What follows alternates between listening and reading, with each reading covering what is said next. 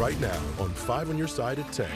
Chaos and consequences on campus. If you do not leave, you will be arrested now.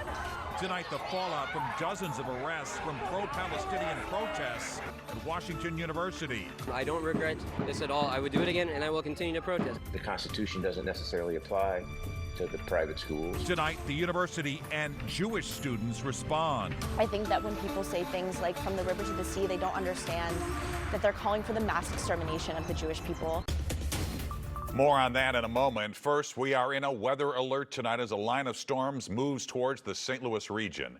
Good evening, I'm Mike Bush. It appears the severe weather threat has diminished. However, you will still want to stay weather aware overnight. Meteorologist Gary Frank is tracking the timing and the intensity of the storms in the Weather First forecast. Yeah, good evening. And as opposed to 24 hours ago, we talked about tornado watch 24 hours ago and the possibility of severe weather today. That's diminishing overnight, as you mentioned, but overall, we're still going to see the possibility for some strong rain and strong storms. I mean, there's some pretty good rain here, over an inch per hour rainfall rates in some cases. And watch, just as I loop this for the last 5 hours, watch where this rain is moving along the edge of this front over the same location. And that is why it's moving so slow. And as it does so, it will continue to add 1 to 2 inches of rain at the very least. And that's an area that will highlight for the potential for some minor flooding. It's starting to work its way into Gasconade County and Pike County, and you'll notice that it's trending here. And this is a little different from last night where it eventually moved to the north. The whole front is finally settling in, and that's going to give us an opportunity for rain. Now, the severe threat has diminished, so I know a lot of people going to bed or getting ready to go to bed and saying, hey, am I going to worry about storms overnight? Storms may wake you up in terms of 30 to 40 mile an hour wind gusts with some locally heavy rain, but I think our severe threat is not only winding down, it's almost zero, but we'll get to that point here shortly. The rest of the next several hours, mainly for the next 4 to 5 hours, that's where I want you to be at least prepared for that rain. By tomorrow morning, a little bit less. We'll track that, also talk about some of the amounts that we're expecting here overnight. And you can get the latest Weather First forecast anytime on the 5 on Your Side app, on KSDK.com, and streaming on 5+. You can also text the word weather to 314-425-5355, and we'll send it straight to your phone. Hold the line now, hold the line. Hold the line now, hold the line. Hold the line for Palestine. All out tonight following the arrest of nearly 100 people during last night's pro-Palestinian protests at Washington University. That includes nearly 24 WashU students. Tonight, some of those students tell us they've been suspended and have been told to get off campus. We have team coverage tonight. We start with Annie Krall, who's live on campus, and his reaction from those arrested, including a candidate for president. Annie. Tonight, Dr. Jill Stein, a Green Party candidate for president, is in Columbia, Missouri at a protest. But last night she was here at WashU, taken away in handcuffs after being charged with assault. I was the first news reporter who spoke with her after she was released from jail less than 10 minutes after that release, and that was at 2 o'clock this morning. Footage of presidential candidate Jill Stein getting arrested going viral on social media, then taken to St. Louis County Jail. I was going through a medical exam. I had, regular steel handcuffs put on and sat a long time sitting alone in a cell. And I had no idea, did anybody even know I was there? I had been separated from my team. Was I going to be there all night? Was I going to be there for a week? What's going on and when could I call my lawyer? So I was just completely led through this process completely blind.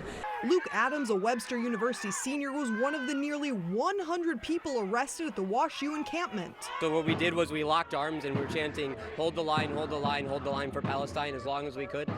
Eventually, whenever I saw cops with a bike break through, and I saw that they had broken through it, I was like, oh no, we need to seal this back up, we need to close this off. I think the students are doing a heroic and courageous job of posing these issues and this challenge to our universities and really to our whole society. WashU students and local supporters making signs Sunday and talking about the consequences of the night before.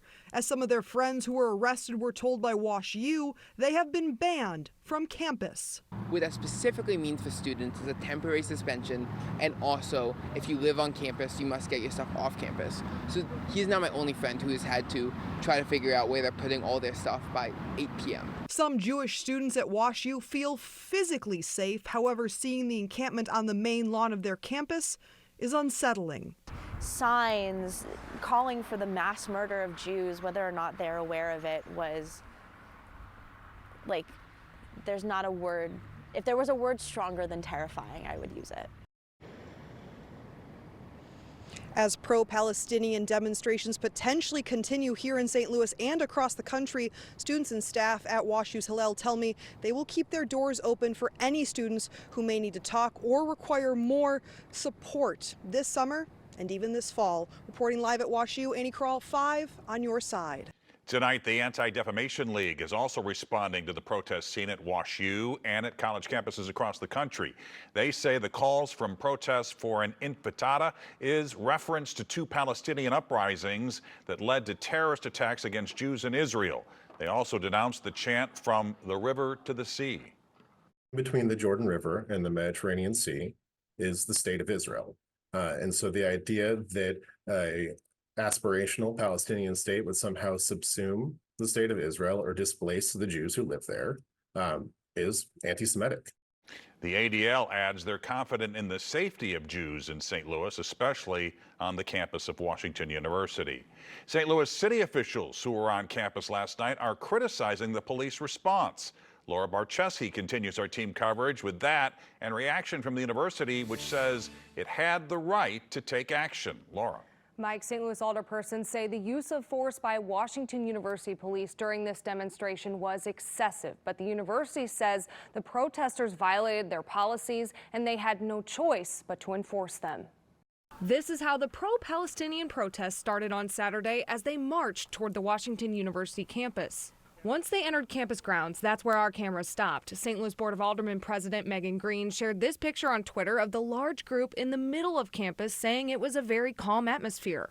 A lot of trying to get to know each other while also making it clear that they were there, ask WashU to divest from sending money to Israel or companies that do business with Israel. But in a matter of seconds, she says it turned into this.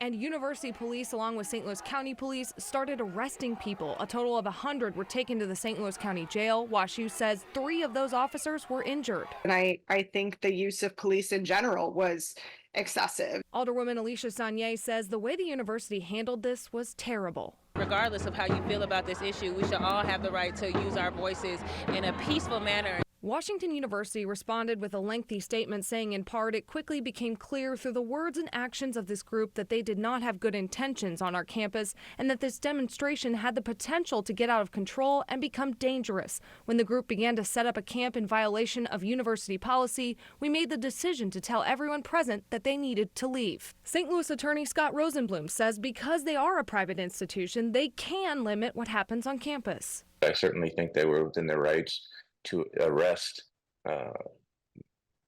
disruptive students and people that were crossing the line, and certainly there's probably a number of individuals there that are not students.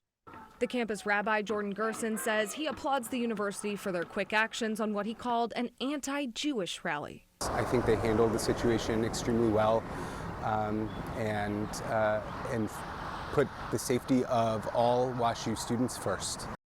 WashU declined interviews today, but say they're committed to free expression and allow opportunities for that, but expect everyone to respect their policies, which they will continue to enforce to the fullest extent. This same scene has been playing out on college campuses across the country. And like WashU, many protesters are calling for their schools to divest from companies like Boeing, which supplies weapons. Tonight, Portland State University announced it's listening to its students and will sever ties with the aerospace giant. Boeing has donated hundreds of thousands of dollars to the school. President Joe Biden spoke on the phone with Israeli Prime Minister Benjamin Netanyahu today. The White House says the president continues to reaffirm his ironclad commitment to Israel's security. The two also discussed talks to release hostages, an immediate ceasefire, and humanitarian aid into Gaza. New video tonight shows the moment a car crashed into Gus's pretzel shop in South St. Louis. The crash last night left a gaping hole in the corner of the building. Police have not released information on the driver. The owner tells 5 on Your Side that part of the building is used for storage, so he's hoping to stay in production while repairs are made. He's still waiting on the city inspector. Crews were out today to shore up the building. Gus's is closed on Sunday and Mondays.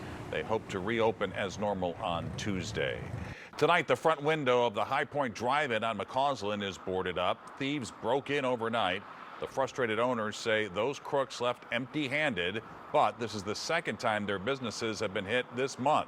Just last week, a similar smash and grab happened at their new hot pizza cold beer restaurant downtown. Healing hearts. He was a lung transplant survivor, guiding her through her own life-saving operation. I just felt like I finally could relate to somebody and felt understood and less isolated. How medicine led to marriage and a bond to help others. As this line of storms continues to push through the area, we'll track more of that for tomorrow when we'll get a little bit cooler and when we're close to 90 degrees again this week. Making a Difference is sponsored by Midwest Bank Center. April is National Donate Life Month, and tonight a story about hope and love. In our Making a Difference report, we discover how a second chance can transform lives in the most unexpected ways. At Washington University's Center for Advanced Medicine, patients are inhaling a second chance at life. Here, you'll find the nation's oldest lung transplant program, transforming around 60 lives each year. We've reached a milestone of, I think, 2,000, probably about 2,100 so far. 54-year-old Gary Gobble got his transplant in 2002. Born with cystic fibrosis, a progressive disease that ravages lung function, Gobble recalls getting a cake for his 30th birthday. And I couldn't even blow out my candle. So I had my friends help me blow out my candle. But just days after his transplant, lying in his bed at Barnes Jewish Hospital, Gary coughed and witnessed a small miracle. You know, they have the hospital tray tables, and there was an empty straw wrapper on it, and I ended up blowing the straw wrapper off the table. So now... So when BJC started a mentoring program for lung transplant patients about 20 years ago, Gary was one of the first people to sign up. Myself, our surgeons, our physicians, our nurses really can't tell you what it's like to go through that. What it's like to wake up on the ventilator, what it's like to have that kind of pain, what it's like to take those first steps, and that's what patients want to know. Little did Gary know that his decision to become a mentor would not only change his life, but also the life of another patient fighting the same battle. A woman named Carrie was also living with cystic fibrosis. She watched her health decline in college and then get even worse. It was scary. I mean, you're 25, learning life expectancy is 25. I actually enjoy looking through this. Gary was her mentor as she prepared for her lung transplant. We started emailing regularly. And their connection was instant. We talked for 2 hours, I think, at least, on the first phone conversation. I just felt like I finally could relate to somebody and felt understood and less isolated. That it was just, for me, it was amazing. So this is what I was just talking to Rebecca about. Mentorship quickly blossomed into friendship, and then something more. Just days after Carrie's successful transplant, they took a leap of faith. 12 days after my transplant, that we officially began dating upon approval from the transplant doctors. I saw them. Carrie's newfound breath was both literal and figurative. What do you enjoy the most? Inspired by the support she received, Get them to be a little more independent. Carrie decided to pay it forward by becoming a mentor herself. The mentoring program is just such an amazing program. Patients are just always so grateful that they had an opportunity to meet somebody, and that's just very rewarding. Married since 2005, Gary and Carrie's shared experience has forged an unbreakable bond. I am still grateful for waking up every morning and waking up with him. It's wonderful to have the love of my life beside me, somebody who understands what I've gone through. Well, you made me smile for sure. Their story is a testament to the power of resilience, empathy, and the life-changing impact of the BJC lung transplant program. Have you seen Bernita? A love story showcasing the power of hope and breathing life into the promise of second chances. Gary and Carrie tell me when you have a lung transplant, you worry a lot less about having a 401k and more about enjoying every day. A reminder, if you know someone making a difference for others, just let me know by email at mbush@ksdk.com. Devastation tonight in Oklahoma. At least 4 people are dead and several buildings have been reduced to rubble after a tornado outbreak late last night. More than 100 people were injured. The governor has declared a state of emergency. Officials say early reports indicate an EF4 tornado hit the town of Sulphur. Meteorologist Gary Frank joins us now with the Weather First forecast. He is tracking some storms. Yeah, and they're not going to be severe as we head into the overnight hours. That's the key. We've been talking about for the last 2 to 3 days the potential for severe weather, all part of the same large system, but not all the times do the ingredients come together for every specific location. And we've been kind of fortunate that we've missed out on some of those key ingredients and timing. So as we head into the overnight hours, our transition will be toward the fact that we're going to get some pretty steady rain overnight. 72 right now still with very humid air. We got to 76, which is a little cooler than yesterday. We didn't go very far, right? We started off at 70 and went to 76. And for the first 27 days, we've seen just over almost 7 inches of rain. It's the 13th wettest. I don't think we add to it too much before midnight, but last year at this time, we had just over 2.5 inches. It was the 51st driest. So, you know, when you're talking about when we started to seep into that drought and how we're not, obviously not, if you look outside how green it is, this is a big month for us as we head into those higher sun angles and really hot air, but we haven't seen much of it. 70s now, you can see where that front is behind, and it's in the low 60s once that has pushed through, but it's this steady round of rain, which is finally starting to work its way through. And you'll notice that it's not as intense when it comes to severity because look at the lightning strikes over the last 15 minutes. See this thing maybe go up to 32, 40 throughout the region. Not all that intense. And this is just a steady stream of rain, which is kind of like a hose that's streaming from Osage Beach to all the way up into Pike County. And that's where we're going to see some of these areas in the red indicates about 1.5 inches per hour rainfall rates. And that's where it may be concerning into the overnight hours when it comes to more steady rain, because you can see how this has gradually worked its way in. And the difference from last night is this is all part of this front, which is almost pushing through Springfield, Raleigh, and that's what we're going to see bring more rain for us overnight. And that's why we're seeing, just because of that consistent movement, the Weather Prediction Center has outlined a few spots, especially south of the city, with a 15% chance for flash flooding. That means don't be surprised to see a minor flash flooding event throughout the area just because of the slow movement of this storm. The fortunate part is we have gotten breaks here and there, but I think by 3 or 4 or 5 o'clock in the morning, most of this is working its way out. And through Mount Vernon, some light showers will continue into the Metro East for the first part of Monday. But our potential rainfall could vary between 1 to 2 inches or locally heavier areas. That's why that flash flooding potential up just a little bit from 0. So we'll keep that in mind. I think once that's out of here, though, severe threat has diminished completely, almost, if not 0, very close to 0. But that locally heavy rain with some loud thunderstorms, if nothing else with just wind, may be around. We're out of our weather alert at 5 a.m., so you'll drive with a few light showers. And as that exits tomorrow is much better, I think temperatures head for the mid to upper 70s. And then the next 10 days, 85, drying out, warming up, everything greening up even more with another round of storms Thursday and Friday. That doesn't look to be severe. It's Paul Cook, your traffic guy from Today in St. Louis, and we're on the move. I jumped in a fire truck with Lemay EMS and Fire recently to get a look at the roads.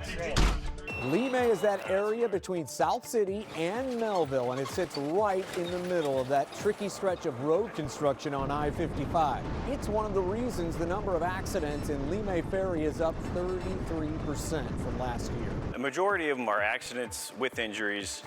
There have been a few fatalities. Of course, in Lemay, the entire neighborhood has been under a lot of construction lately, and we've had additional accidents and other calls as far as gas leaks as they're replacing the water mains in the streets. With all the ramp closures, many drivers are using Lemay side streets like these as an alternate route. Many of those have seen better days. The guy in the ground there, for example, there's been a lot of work on Lemay Ferry. They've done a center strip down the inside lane. It's very rough rough to drive. A lot of cars are trying to stay out of it. Lemay Ferry is an old, historic neighborhood around Jefferson Barracks, 193 years old. So road crews certainly have their work cut out for them. While you wait for improvements, police say slow down and try to know where you're going. Join me for your morning traffic tomorrow on Today in St. Louis. Paul Cope, 5 on your side. Answering the call, the unique camp in St. Louis this weekend to recruit women firefighters. Just hours ago, a special camp wrapped up, giving local women a little taste of a grueling yet rewarding career. The Florissant Valley Fire Protection District held the two-day camp called Fire Up St. Louis. Participants got hands-on training on everyday skills used by firefighters. Organizers say there's a lack of women recruits in the region. There is a need for people in this fire service, men or women. There is a need, and so we decided to go out and recruit single moms, gym rats, people that really don't know what they want to do as a career. Around 30 women took part, and this was the second year for the camp. You can learn so much by coming to these. We have so many amazing vendors that will gladly tell you their story about where they came from.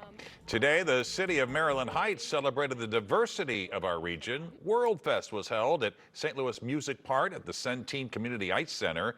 The event included performances, food trucks, and vendors representing a variety of cultures. We'll be right back. And as we are still under a weather alert as storms continue to move through into the overnight hours, don't be surprised to get woken up with a loud clap of thunder or just a steady rain overnight, but we'll start to dry out for the rest of the day, and then the rest of the week is much quieter. And there you have it, 5 on your side at 10. Don't forget to start your day with Today in St. Louis. That begins at 4 a.m. And now here's Frank Cusimano and Sports Plus.